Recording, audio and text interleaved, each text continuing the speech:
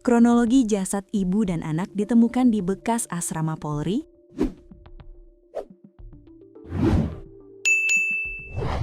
Desa Rejo Agung, Kecamatan Plosok, Kabupaten Jombang, dikejutkan oleh penemuan 2 jasad wanita di bekas asrama Polri Jombang pada Rabu 25 Februari 2026 siang. Kedua korban ditemukan tergeletak sekitar pukul 14.00 di area tersebut dalam kondisi yang sangat memprihatinkan. Informasi yang dihimpun di lapangan, penemuan itu berawal dari kecurigaan masyarakat terhadap sebuah sepeda motor yang terparkir di lokasi tanpa pemilik selama 2 hari. Karena merasa janggal, warga kemudian melakukan pengecekan di sekitar area hingga akhirnya mendapati 2 tubuh perempuan sudah tidak bernyawa. Petugas dari Satreskrim Polres Jombang yang menerima laporan segera mendatangi lokasi.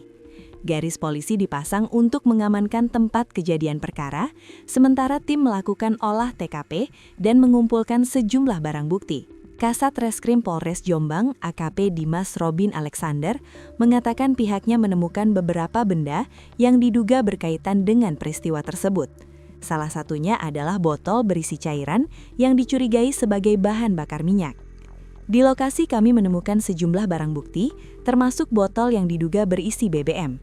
Semua masih kami dalami untuk kepentingan penyelidikan, ucapnya saat dikonfirmasi awak media, termasuk tribunjatim.com, di lokasi usai evakuasi selesai. Dari hasil pemeriksaan awal secara kasat mata, kedua jenazah menunjukkan adanya luka bakar pada beberapa bagian tubuh. Kulit korban tampak mengelupas, sementara kondisi tubuh lainnya sudah mengalami lebam mayat. Polisi memperkirakan keduanya telah meninggal lebih dari 1 hari sebelum ditemukan.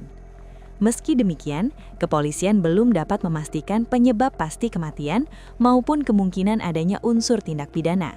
Identitas kedua jasad tersebut yang pertama adalah perempuan dewasa. Jasad kedua masih kecil dengan jenis kelamin perempuan, katanya. Untuk memastikan penyebab kematian, jenazah telah dibawa ke rumah sakit guna menjalani autopsi oleh tim forensik. Hasil pemeriksaan medis tersebut nantinya akan menjadi dasar dalam menentukan arah penyelidikan lebih lanjut. Kami menunggu hasil autopsi untuk memastikan penyebab kematian dan apakah ada unsur pidana dalam kasus ini. Pungkas AKP Dimas.